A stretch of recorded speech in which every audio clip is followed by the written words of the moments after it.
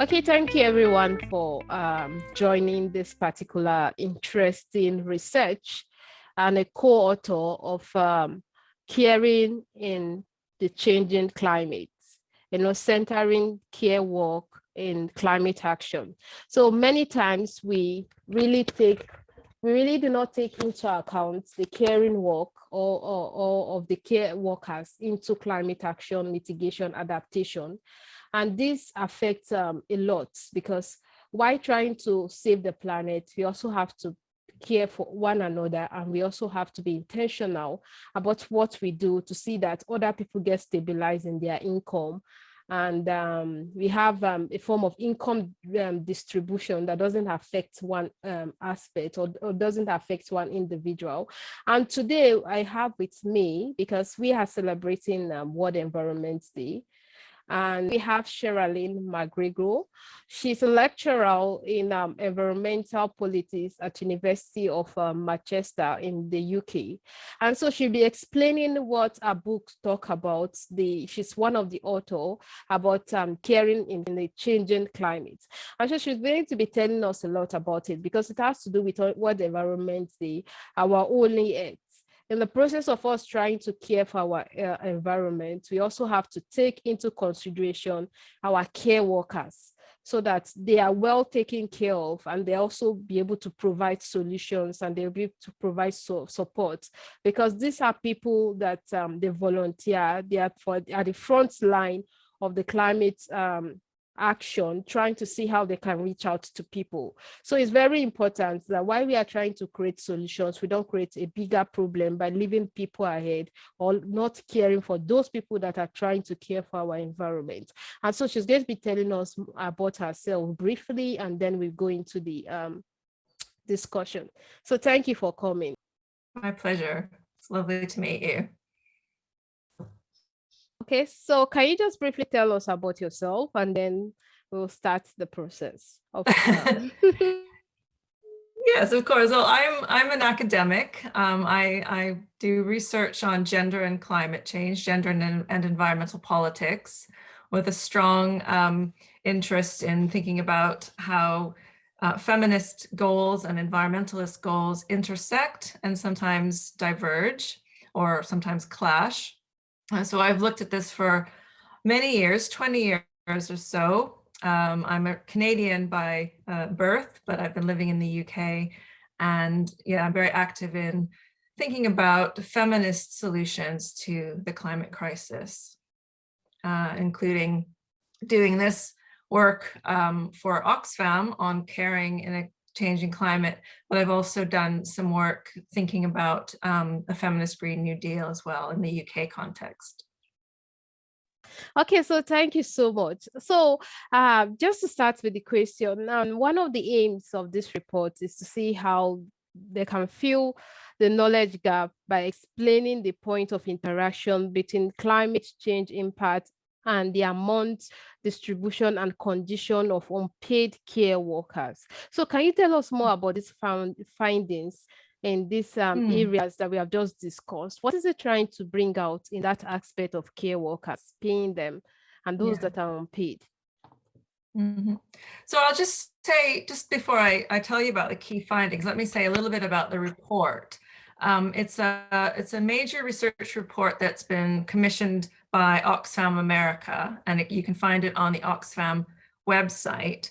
It's co-authored by me, Seema Aurora Johnson, and Maeve Cohen, and we worked together for a couple of years to do a comprehensive review of the evidence, the literature, based on lots of different organizations and academics around the world who have tried to look at the impacts of climate emergency, climate breakdown on women particularly, and on gender relations.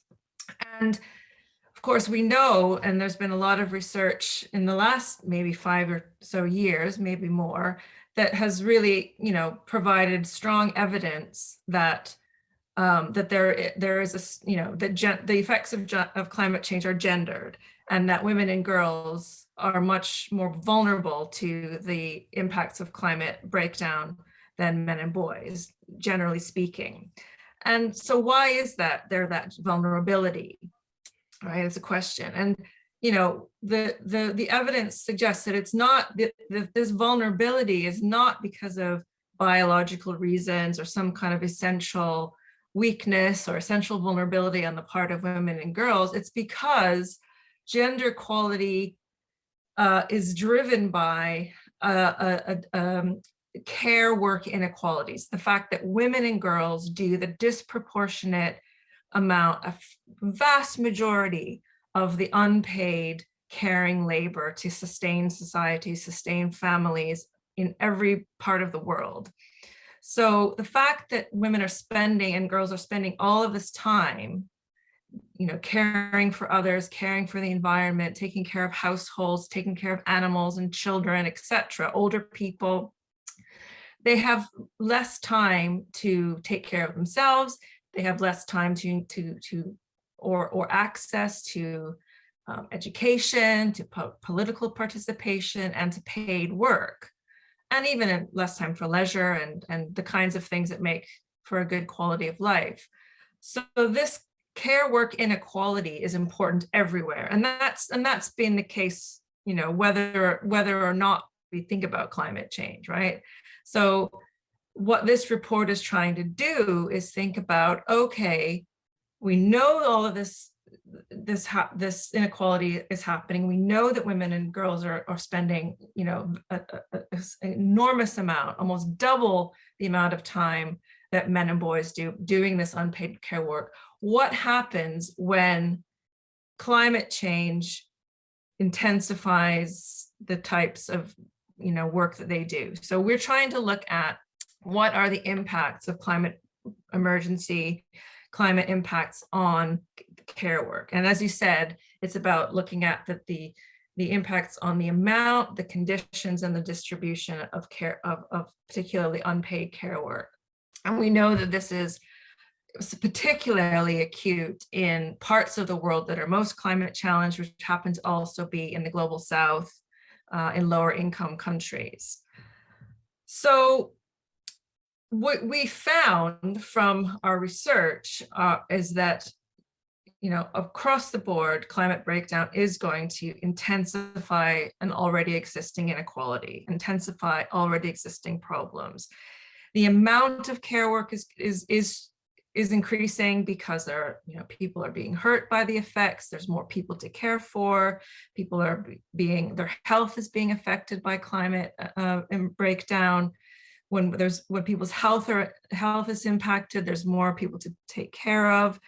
You know, trying to cope in times of disaster or extreme weather events is very difficult. The impacts both on you know, on family members, but also on like the living conditions is great.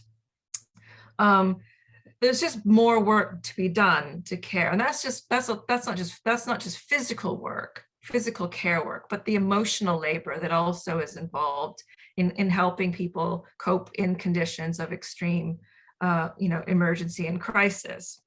So the amount is greater. The conditions are becoming more difficult. So in times of, you know, food insecurity, being able to try to feed a family during times of drought or flooding is very difficult. Often when people are displaced because of climate emergency, they're trying to care on the move. The conditions of care will be very difficult. There won't be the kind of stable, you know, living environment with the right kinds of tools, access to the right resources. So the conditions are growing much more difficult in which to provide care. And third, distribution is affected.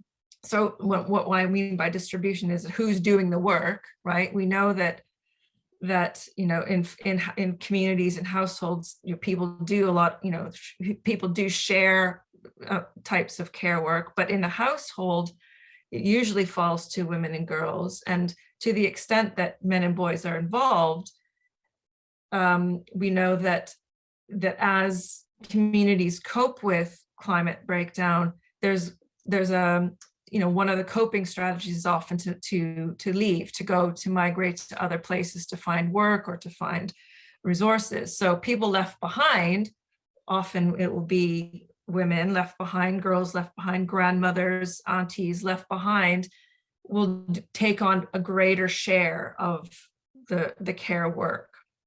So in all of those three, amount, conditions, and distribution, the prospects, the impacts on people who do the care work are intensifying and becoming more and more difficult. Okay, so that's the major. In the report, we offer lots of review of this evidence. We give lots of examples, and we say that we need to spend more time researching these impacts, because there hasn't been a lot of research done on this, as you said.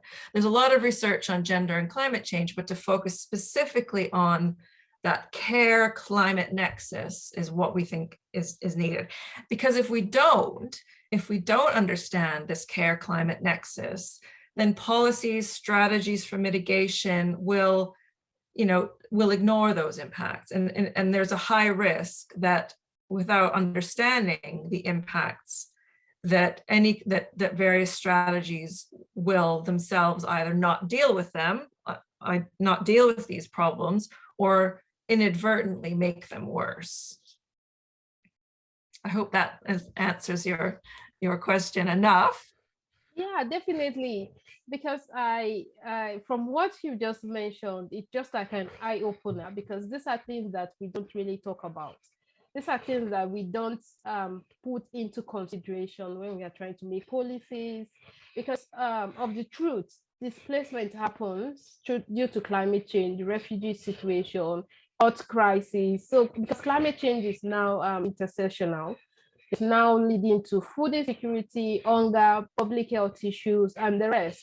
We saw it with the COVID-19. The number of care workers are increased.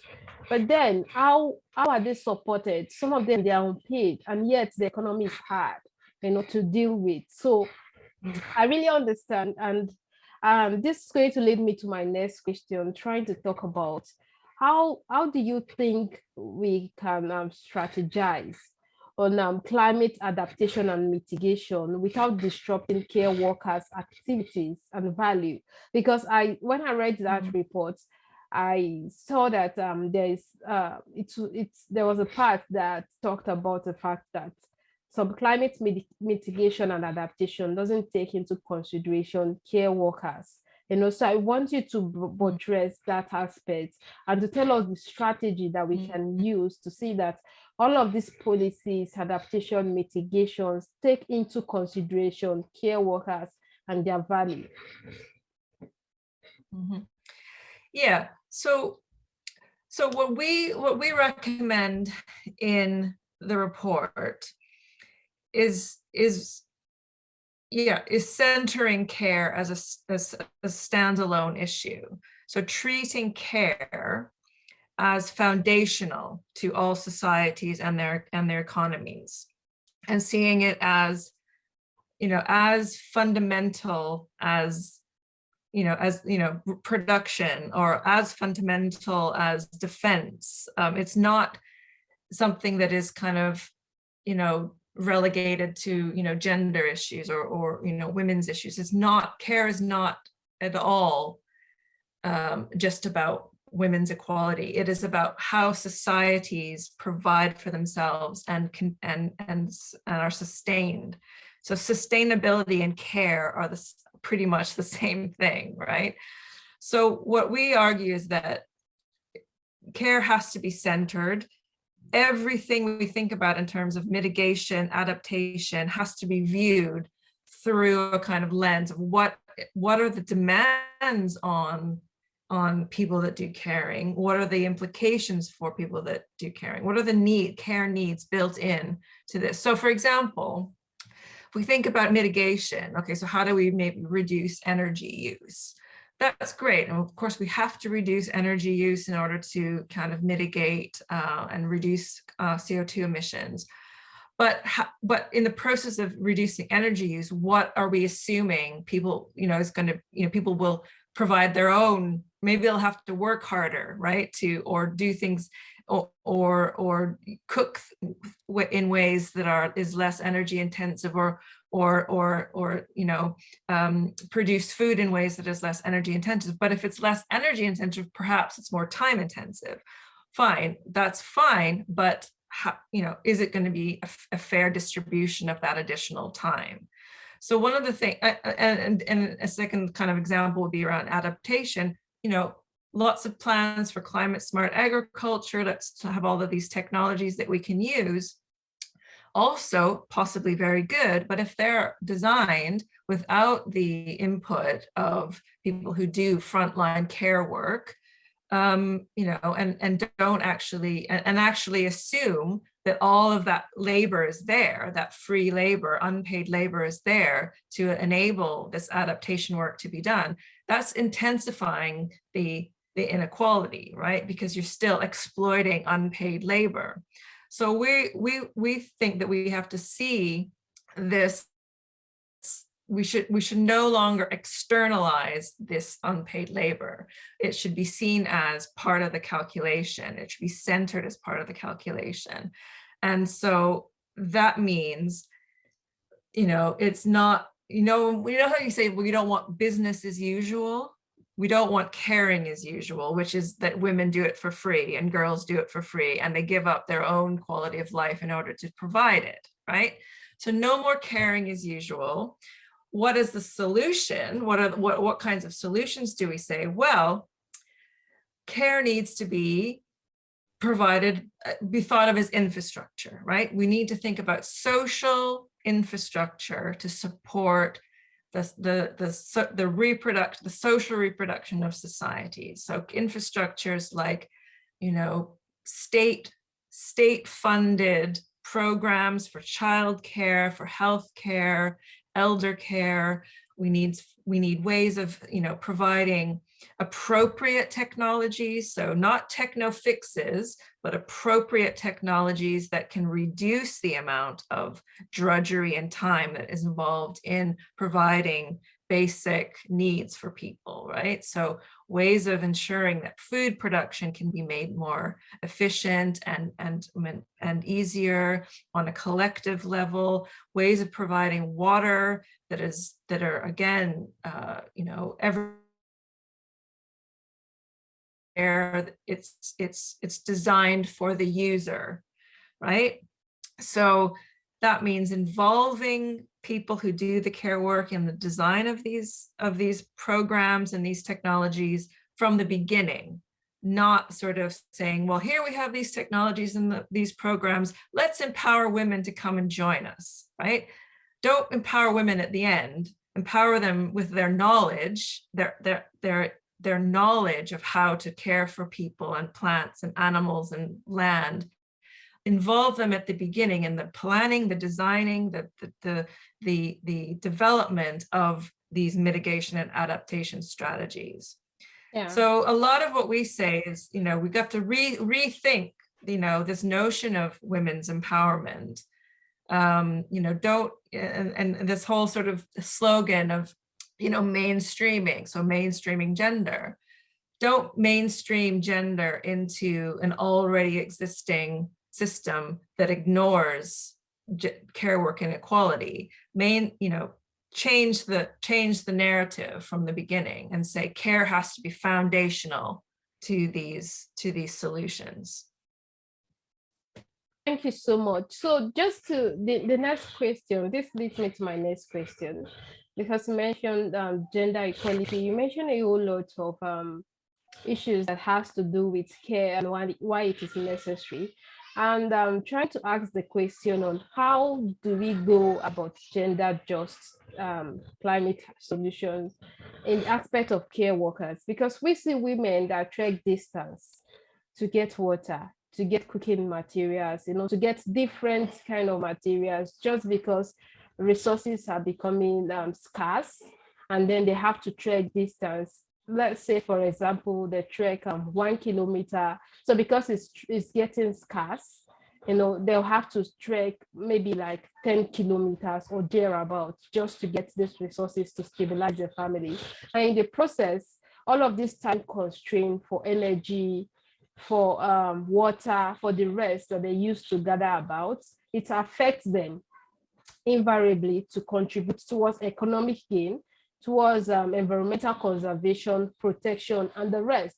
So I think I'm seeing it from this lens, and and part of what the paper or what you co-authored said was about gender just solution in the aspect of care workers. So I just want you to just buttress it in that aspect.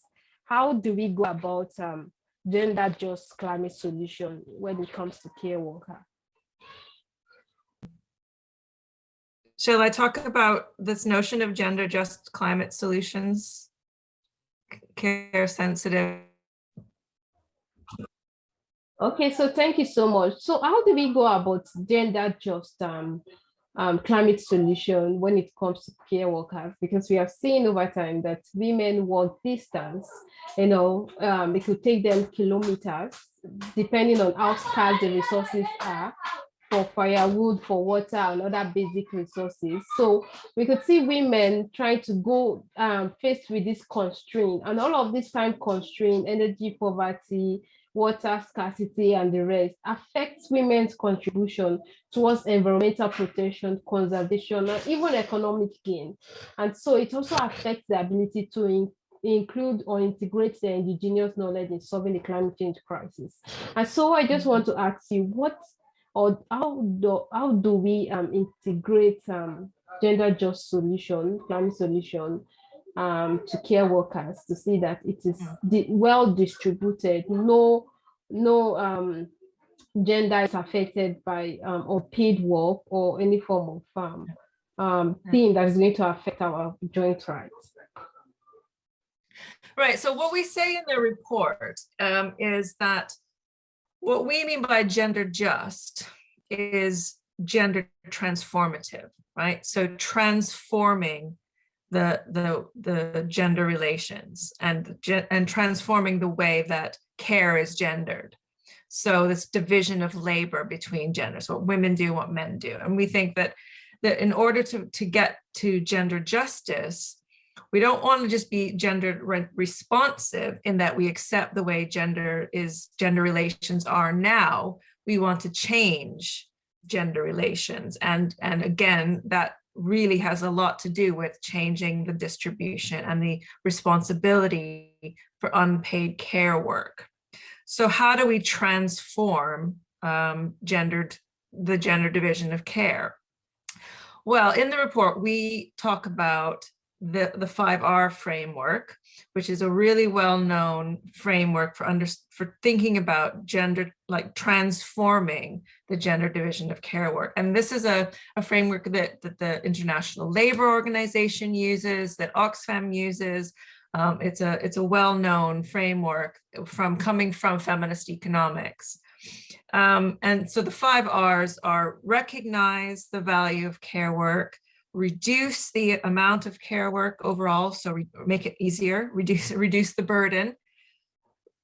3 is to redistribute the work of care, to represent the needs of care and the voices of carers. And finally is to reward or remunerate carers. So those 5 R's is a sort of standard kind of framework for thinking about how we fundamentally transform care work inequality. So if we take those 5 R's and we think, okay, how does that translate into climate solutions and various climate actions for trying to respond to the climate emergency? We offer a number, ways that we can think about of embedding these 5 R's in climate action.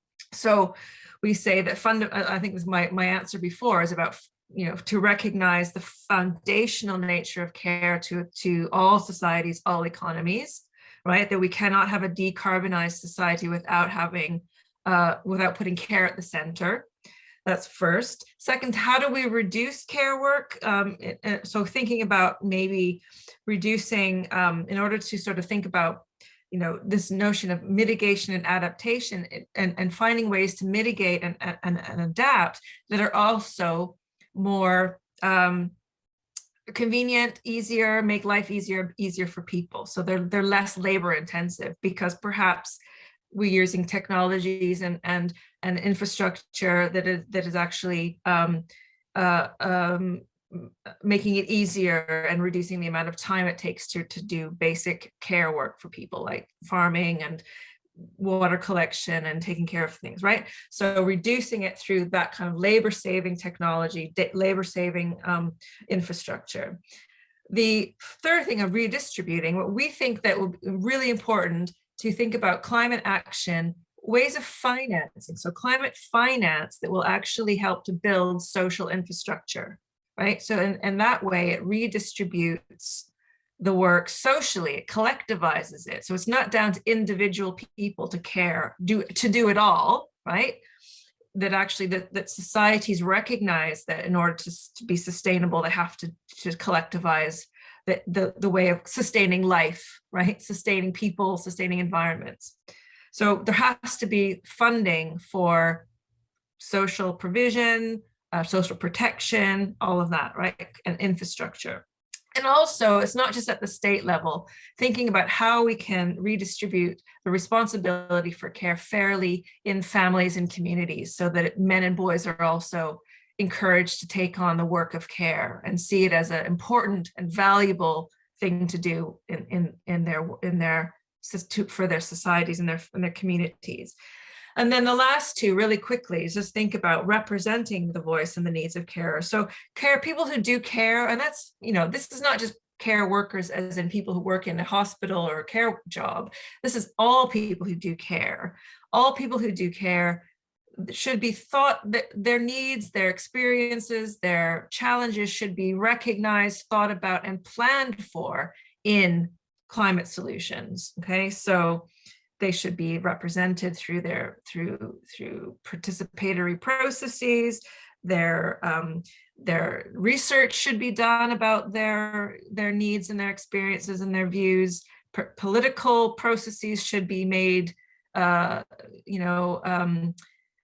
should be designed so that people who have caring responsibilities are able to participate. So it's not that they're being denied participation because they have to go be home taking care of children, right? So all of that needs to be part of that representation. And then finally, we should have a conversation within climate finance, within climate solutions, about how can care work be paid properly. So maybe creating jobs in care sectors. So the whole idea with feminist Green New Deal was the idea that care jobs are green jobs, and we should be creating more paid work in care sectors because these are very low carbon jobs, sectors that we need to do anyway.